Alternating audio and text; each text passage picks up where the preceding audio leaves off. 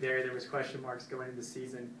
Played well last week. Is this a good challenge for them right off the gate? Matt McCoy, I think, threw it 48 times last week, so they're definitely going to get challenged.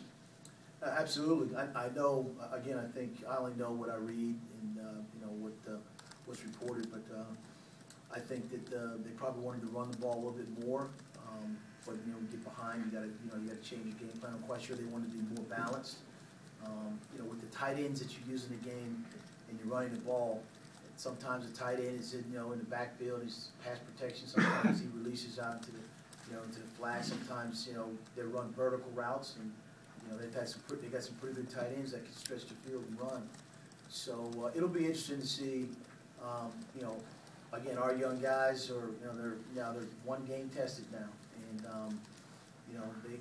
we had a great practice today, and the game plan is continuing being put in as we speak with the coaches back at the office. But we'll try to do some things to help them and understand that this tight end formation, sometimes you might have two tight ends in, and it might play like it's 4 open wide receivers, or it might play like one tight end on the line of scrimmage and one off the line of scrimmage, and one in the backfield, which is typical when you have athletic tight ends.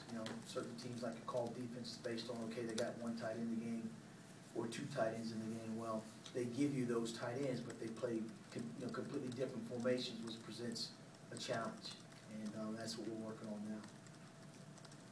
Mike, people outside the program, sometimes when they talk about Michael Rocco, they call him a game manager. I think they say it in a negative way. Do you guys see that as a positive, maybe his biggest strength, that he takes what the defense gives him? He's a smart player. Absolutely. I mean, every player has their own style and has a way that they play a game, and that's what Michael does. He manages the game, and he makes the throws and the checks, and he calls plays at the line of scrimmage. He directs the pass protection. So, it's easy to see a player that that can scramble and run and looks ooh, wow, and all that. But you want to know can he run? Can he control the offense? Can he make the throws? Make the decisions?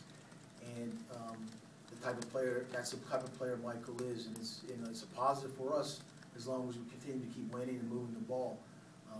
Every player, every receiver, every DB has their own plus and minuses, and so despite those things, we still they still play. And we understand what their limitations are, but we try to use their strengths to the maximum ability. So I think Mike's been taking advantage of that.